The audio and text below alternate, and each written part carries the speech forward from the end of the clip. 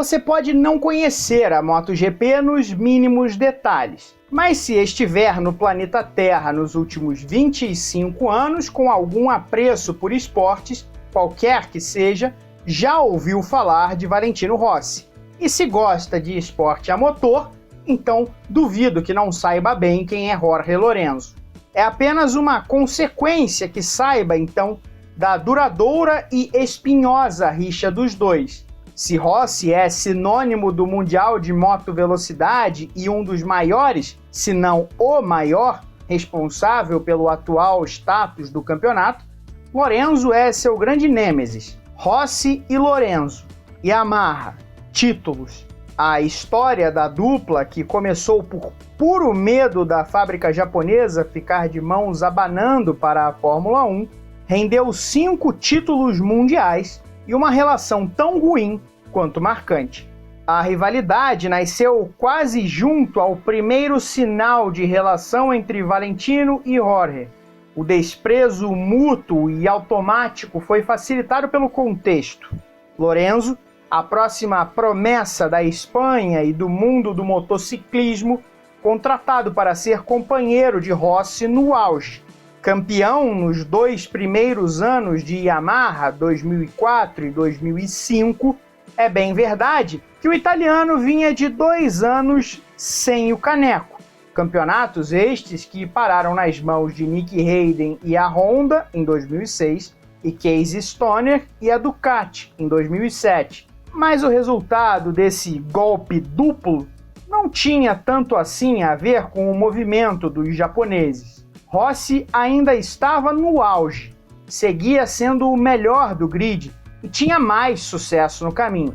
Bom, é claro, a Yamaha só não tinha mais certeza se esse caminho seria trilhado na MotoGP. Apavorados com o flerte cada vez mais intenso de Valentino com a Ferrari, a decisão foi apertar o botão vermelho do pânico. Sem saber se o lance de Rossi com a Fórmula 1 era namoro ou amizade, resolveu abrir a porta da esperança. Assinou com Lorenzo, nome mais brilhante da geração que ascendia, para garantir o plano de sucessão e o próprio futuro. Era a solução perfeita para o momento de crise que se avizinhava. E é aí que a nossa história começa a esquentar. Mas rebobine, por favor. Vamos com calma. Para contar a história da contenda mais famosa da MotoGP do século XXI, é preciso voltar ao século XX. Voltar ao começo de Rossi e sua construção enquanto lenda viva. Dono de carisma ímpar, Rossi conquistou legiões de fãs ao redor do mundo. O fanatismo é tamanho que Valentino corre em casa aonde quer que vá. O sorriso e o par de olhos azuis podem até ter ajudado, mas foi a performance na pista que se mostrou determinante. Estreou na extinta 500 cilindradas em 2000, na época correndo por uma equipe satélite da Honda. No ano seguinte foi promovido à poderosa Repsol Honda, equipe de fábrica, onde conquistou o último título da era dos motores 2 tempos e emendou mais 2 taças. Jovem e faminto, era claro que passara a ser o sol em volta do qual a MotoGP orbitava. Em 4 temporadas, venceu 33 das 64 corridas que disputou, e subiu ao pódio em mais de 84% das vezes. Não era apenas ele, mas também uma Honda de poderio alucinante, e essa era a raiz do desconforto. A Honda achava que sua moto, aquela moto, venceria com qualquer um, e tinha mais gente pensando igual. Max Biaggi, por exemplo, falava abertamente. Rossi queria provar um ponto, provar que era ele quem fazia a diferença. E foi assim que acabou seduzido pela Yamaha. Em 2003, a Honda fora absolutamente dominante. Esteve no pódio em todas as 16 corridas e venceu 15 vezes. O total oposto da Yamaha, que foi ao pódio uma única vez, e na aleatoriedade da chuva. Aliás, em grande exibição de Alexandre Barros. A Yamaha repelia os pilotos. Era a moto que ninguém queria, mas Rossi quis, e junto com o engenheiro Masao Furuzawa e o diretor David Brivio, reescreveu a história da fábrica. A aliança do trio com a entourage que Valentino levou da Honda mudou o esporte, conquistou a torcida e, mais do que tudo, provou que era Rossi quem estava certo. Venceu logo na estreia, em 2004, na África do Sul, abrindo uma temporada que seria histórica. Valentino saiu com a moto desprezada, buscou o troféu e deixou apenas poeira. Repetiria o título no ano seguinte, antes de ser batido na última corrida de 2006 e surpreendido por um dominante Casey Stoner numa Ducati que saiu das sombras em 2007. Natural, então, que Rossi visse a Yamaha como casa dele. O amor pela moto M1 era inquestionável, mas a fábrica vivia com a pulga atrás da orelha, cismada com o flerte entre seu astro e a Fórmula 1. Rossi era contratualmente permitido a testar o carro de Fórmula 1 da Ferrari, o que fez logo após a estreia de 2004 e outras vezes na sequência. Em 2006, a transferência voltou a ser especulada, admitida pelo próprio italiano. Em fevereiro daquele ano, Valentino participou de um teste da Fórmula 1 em Valência e o alerta acendeu de vez para a Yamaha. Em depoimento ao jornalista Enrico Borghi para o livro Valentino Rossi, a obra-prima, Brivio explicou o que se passava na cabeça da chefia. Gibo Badioli, que na época era agente de Valentino, me disse durante o teste da Malásia de fevereiro de 2006 que para 2007 a oportunidade de mudar para a Ferrari era concreta e que seria uma grande operação que santificaria Valentino. Na Yamaha começamos a temer que a temporada 2006 fosse a nossa última com Valentino, e parecíamos estar à beira de um colapso de tudo que tínhamos trabalhado nos últimos anos. Não podíamos acreditar que Valentino fosse sair tão cedo, mas tínhamos de considerar a possibilidade e começar a procurar um substituto. Preocupada em garantir seu futuro, a Yamaha tratou de apostar em Jorge Lorenzo. Era a maneira de seguir em frente. E quem era aquele espanhol atrevido que não esperaria convites timbrados para atacar quando fosse incorporado ao novo ambiente? Lorenzo, que vinha se destacando nas categorias menores com 2 títulos em sequência nas 250 cilindradas com a Aprilia, chegou inclusive a testar a moto M1 da Yamaha em atividade secreta em Almeria, enquanto o mundo da MotoGP estava distraído de férias em 2006. Lorenzo literalmente estreou fazendo história. Quando debutou nas 125 cilindradas, equivalente à atual Moto 3, aos 15 anos e 1 dia de idade, em 5 de maio de 2002, no GP da Espanha, em Jerez, passava a ser o piloto mais jovem a correr uma prova oficial do Mundial de Moto Velocidade. Rossi, aliás, já era campeão da classe rainha a este ponto.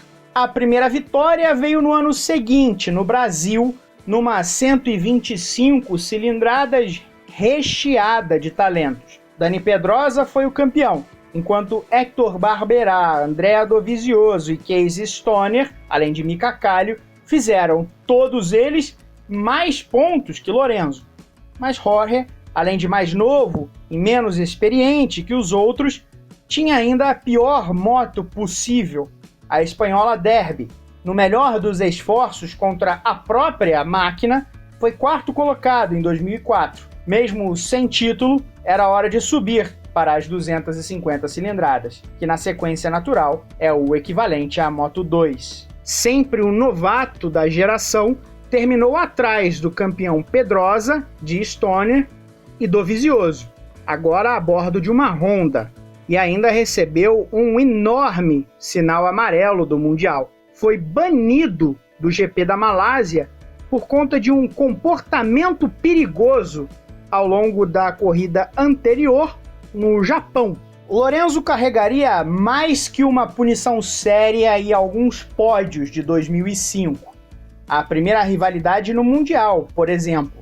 Sim, porque se Rossi já tinha relações salgadas com Max Biaggi e Casey Stoner ao longo dos anos, Jorge tinha história com Dani Pedrosa. Os dois raramente se encontraram nos anos em que dividiram a pista nas 125 cilindradas, mas nas 250 a história era outra. Ou se era outra. O incidente que melhor sublinha a rivalidade espanhola foi um acidente no GP da Alemanha em Sachsenring, quando Lorenzo tentou ultrapassar, Pedrosa fechou a porta e os dois colidiram. Lorenzo foi para o chão e abandonou, mas Pedrosa seguiu na corrida e partiu para vencer. Até o empresário de Jorge na época, Dani Amatriain, entrou no circuito para atacar Dani. A situação seria carregada para a MotoGP. No primeiro pódio de Lorenzo, logo na estreia, ficou magoado e reclamou de Pedrosa tê-lo ignorado na celebração. Enfim, ainda nas 250 cilindradas veio deslanchar. De Aprilia dominou em 2006 e 2007. No ano do Bi, já à espera da nova moto. Não havia dúvida de que era um fenômeno e aos 20 anos tinha experiência invejável. Tinha estrela também, porque estava ao alcance da Yamaha quando a fábrica precisou. A hora de brilhar era dele. Em dezembro de 2019, Lin Jarvis, diretor da Yamaha, admitiu em uma entrevista à CNN que a intenção original não era colocar Rossi e Lorenzo na mesma garagem. Quando contratamos Jorge, antes mesmo de andar na MotoGP, contratamos para substituir Rossi, porque nós pensamos que Rossi fosse se aposentar em breve, ou fosse correr na Fórmula 1. Só que o teste em Valência não serviu de canto da sereia para atrair Rossi aos braços da caçula rica. Às vésperas do GP da Itália, Valentino bateu o martelo. Vou continuar com a Yamaha em 2007. Vamos entrar juntos na era das 800 cilindradas. A essa altura, a decisão estava tomada. Com Rossi ou sem Rossi, a Yamaha contrataria outro piloto que fosse incômodo ao status quo. A fábrica tinha medo de jogar pela janela todo o investimento feito na reconstrução e manteve negociações. Chavecou o Casey Stoner, que chegou perto de assinar, mas o acordo foi barrado pelo empresário de Rossi. Foi assim que, em setembro de 2006, a Yamaha colocou caneta no papel e contratou oficialmente Jorge Lorenzo para 2008. Não demorou para que a Yamaha tomasse ciência de que ter os dois juntos representava uma ameaça à tranquilidade. Ter um guarda-costas como Colin Edwards era sinfonia, mas o X-Fuera de Lorenzo era rock and roll.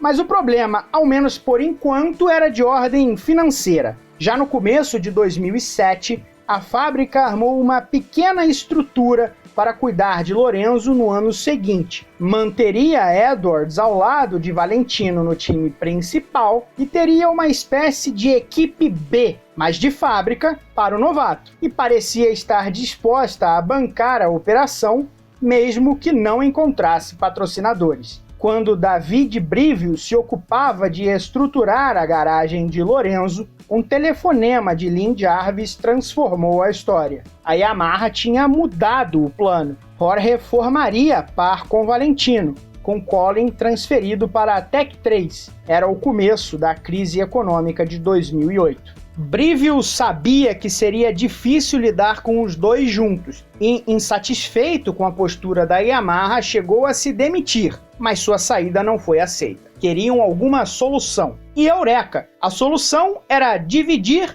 para conquistar. Brivio deixaria a direção e passaria a ser o chefe da equipe do lado de Rossi, da Yamaha. Apesar do passo atrás em termos profissionais, o agora ex-diretor concordou.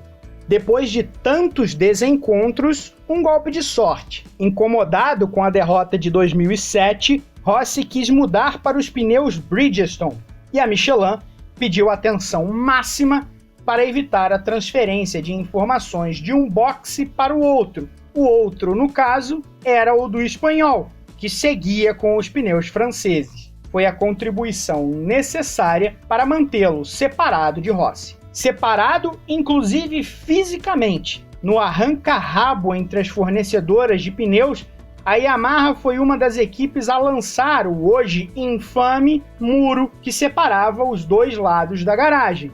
O detalhe que colocou o muro ainda mais na história é que a partir de 2009, quando a MotoGP passou a ter fornecedora única de pneus, ele deixou de ser necessário. E, no entanto, a Yamaha de Rossi e a de Lorenzo seguiam separadas pelo famoso muro. O esforço da Yamaha, porém, era erodido a cada desempenho espantoso do jovem.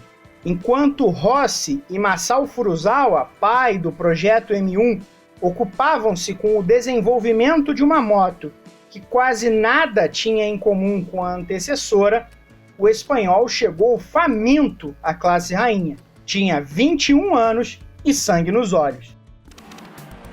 Aproveite essa parada, se inscreva no nosso canal e ative as notificações. Dê o like, deixe seu comentário. Tem conteúdo inédito sempre na GPTV.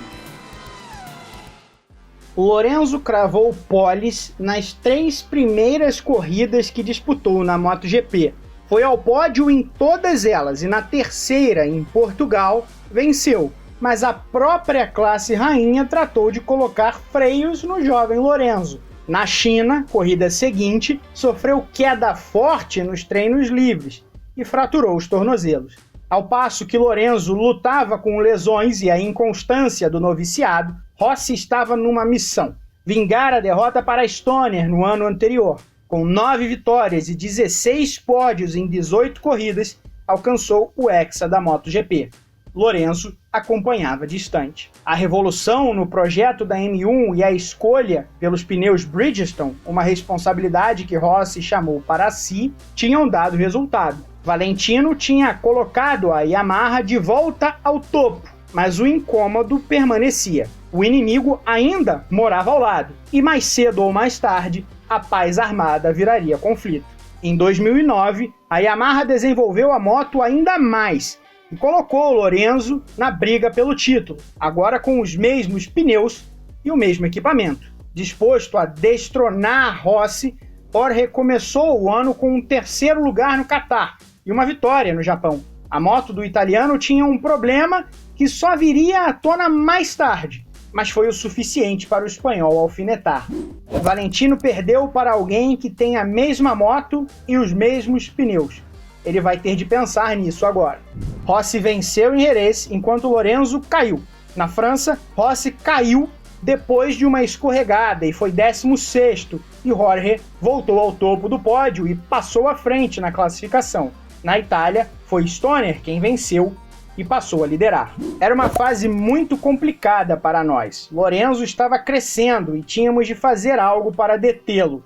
Foi assim que, anos depois, Brivio recordou daquele momento. Na 6ª etapa do campeonato, Rossi respondeu. O GP da Catalunha virou um clássico instantâneo e entrou para a história como uma das melhores corridas da MotoGP. Lorenzo bateu Rossi na classificação e, correndo em casa e com um capacete em homenagem ao Barcelona, resistiu a Valentino somente durante as primeiras 4 voltas. Foi ultrapassado, mas logo deu o troco. A realidade era que, fosse quem fosse o líder da vez, não conseguia se distanciar. Com 3 voltas para o fim, as coisas voltaram a esquentar. Rossi novamente ultrapassou e tomou um novo troco na reta. Soltou os freios e foi por fora, na zebra, para se manter na frente. Por incrível que pareça, não tinha acabado. No início da última volta, Lorenzo fez uma manobra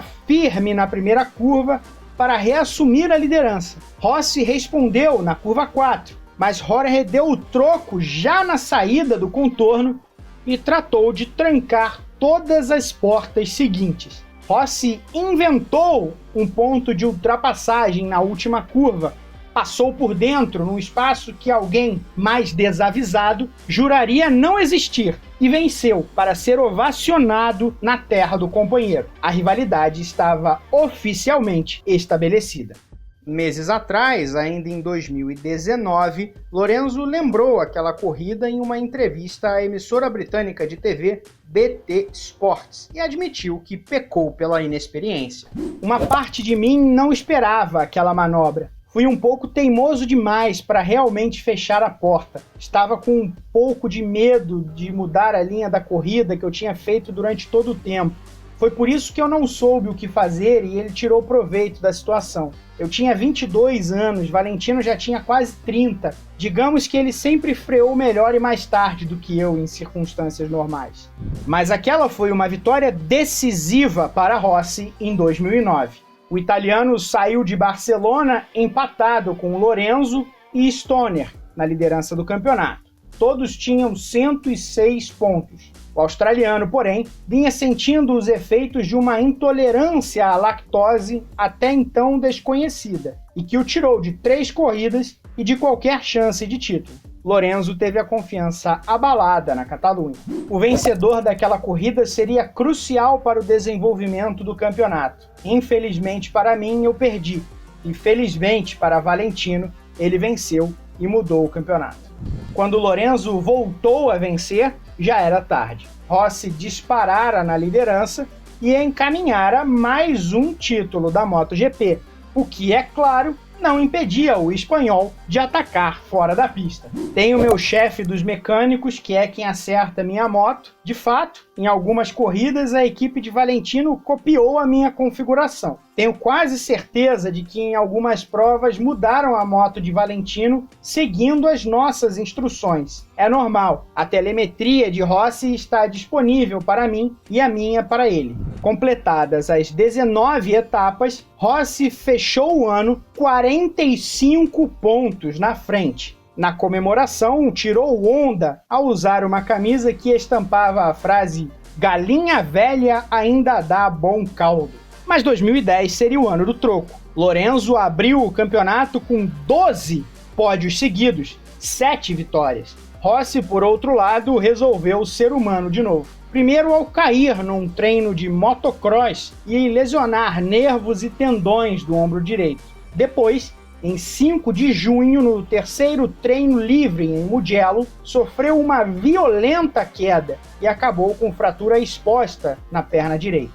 Precisou passar por 2 cirurgias, mas sendo Valentino Rossi, acelerou todos os prazos e voltou à pista na Alemanha depois de 4 corridas de ausência. Uma coisa não mudou: o desconforto com a situação da Yamaha. Valentino disse abertamente que queria o posto de número 1, queria o comando do desenvolvimento da moto, e fazia tempo que ele vinha avisando, queria ser o cara.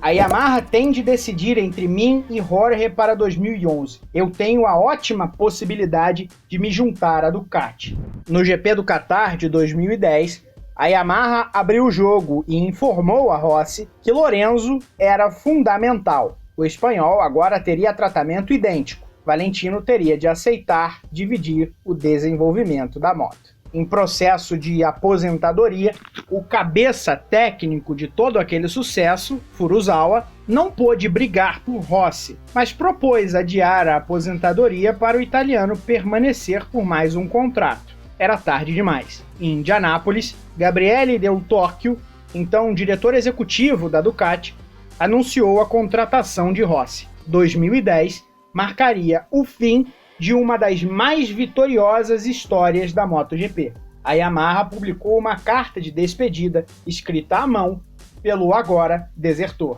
Chegou a hora de buscar novos desafios. Meu trabalho na Yamaha terminou. Infelizmente, até mesmo as mais belas histórias de amor terminam, mas deixam muitas memórias maravilhosas, como quando minha M1 e eu nos beijamos pela primeira vez na grama de Welcome, quando ela olhou direto nos meus olhos e me disse: "Eu amo você". Antes de se despedir, Valentino ainda conseguiu adiar a conquista de Lorenzo, que perdeu o primeiro match point no Japão ao chegar atrás do algoz, e só chegou ao título na Malásia. Ainda assim, Rossi tomou para si alguns dos holofotes, porque vencia pela última vez na Yamaha, curiosamente, a 46ª vitória. A M1 dizia um derradeiro "eu te amo".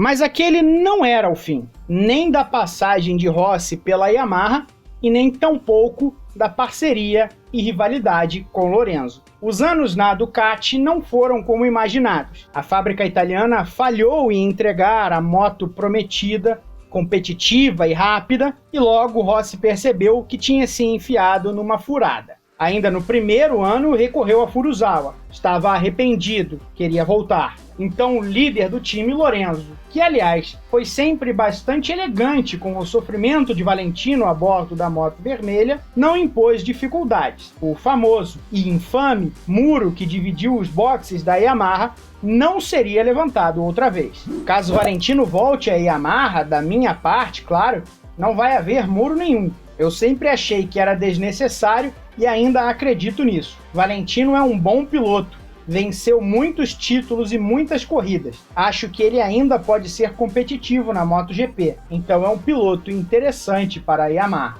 Pouco depois, em 10 de agosto de 2012, a Yamaha oficializou a volta do multicampeão.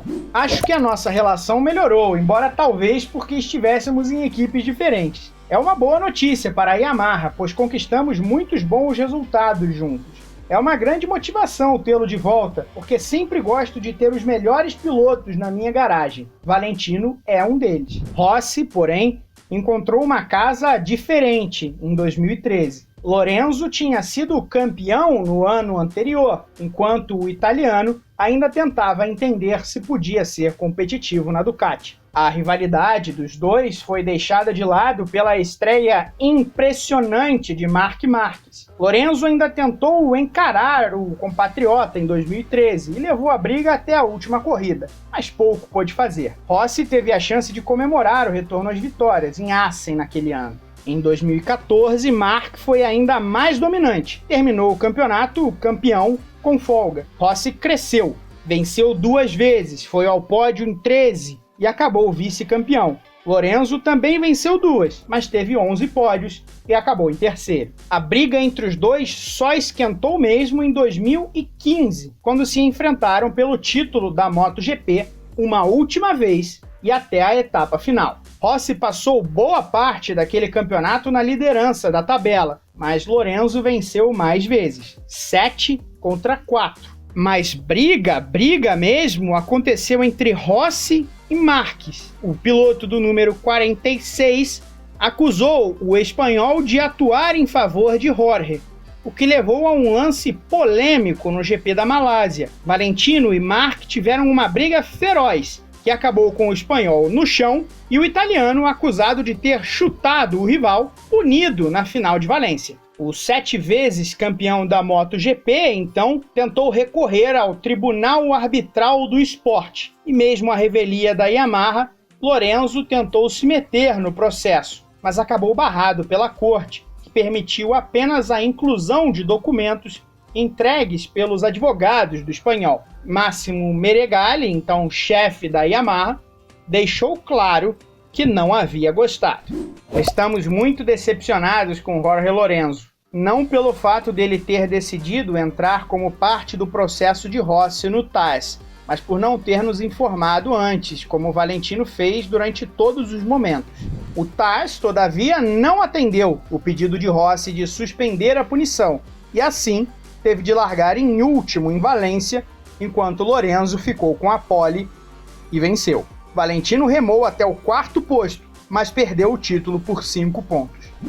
Fiz o que pude, mas foi uma situação estranha ter Marquez como guarda-costas de Lorenzo. É vergonhoso para o esporte, é um final feio para o que foi um campeonato atraente. Não foi um campeonato legítimo, e isso jamais deveria acontecer no esporte. O próprio Lorenzo não fez muito para combater a teoria de Rossi de um biscottone, quase um bolsão de proteção a Jorge. Avaliou ter sido ajudado por Marquez e Dani Pedrosa, com quem dividiu o pódio. O fato deles saberem pelo que eu estava lutando e serem espanhóis me ajudou. Em outra corrida, talvez eles tivessem tentado de tudo para interferir. Dani fez bem, porque ele poderia ter tentado uma ultrapassagem louca. Nós somos espanhóis e o título fica na Espanha. Se fosse na Itália, com 2 italianos atrás de Rossi, teria sido a mesma coisa. Apesar dos pesares, o mundo voltou à normalidade em 2016. Lorenzo venceu 4 corridas, Rossi 2, mas Marc Marquez retomou o título como um furacão. Lorenzo se despediu da Yamaha com uma vitória em Valência em 13 de novembro de 2016, encerrando uma história linda, e partiu para a Ducati para uma nova aventura. Apesar de ligeiramente melhor que a experiência de Rossi, a passagem do espanhol pela motoca vermelha não foi lá muito impressionante, e após 2 anos, marchou a Honda. Aí sim estava o pesadelo. Foi tão mal em 2019 que optou por encerrar a carreira. Rossi terminará a segunda vida na Yamaha ao fim de 2020. Os japoneses entram de cabeça em nova fase em 2021. Terão Maverick Viñales e Fábio Quartararo lado a lado. Quis o destino, porém, que a Yamaha unisse Rossi e Lorenzo uma última vez. Até agora, pelo menos. Atualmente, o espanhol é piloto de testes. E as imagens dos dois trabalhando juntos nos boxes marcaram o ponto final de uma rivalidade que encheu de vida e entrou para a história da MotoGP. E aí, qual é a sua rivalidade preferida na motovelocidade? Conta aqui pra gente nos comentários.